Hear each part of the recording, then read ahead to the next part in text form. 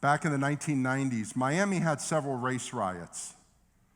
There was the race riots of the 1980, 1987, and then 1992. Those of you who are old enough and were here, you remember there was Overtown, there was Liberty City, and then there was a couple other things. Well, I think it was 92. Elizabeth and I had a couple small children at that point, and it was a Saturday night when it broke out again, the riots, and we didn't hear it.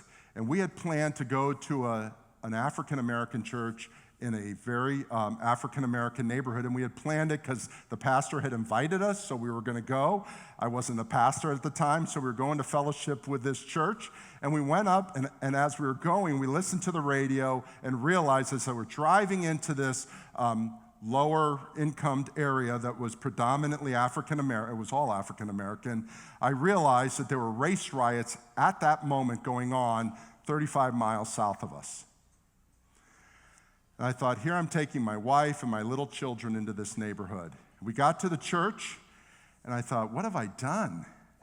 We're the only Anglos in this church, the only ones. And I thought, I'm okay with this, but I got my little kids here.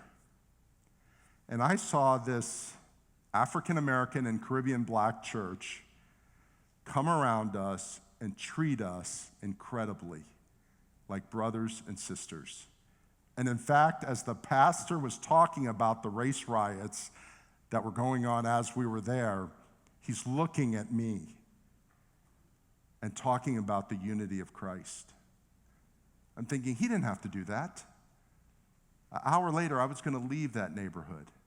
But he chose to embrace Elizabeth and me and our children as the outsiders, as the minority. Those of you who are the majority, choose to embrace those who are different than you. Choose to do it. It is a choice. Let's continue.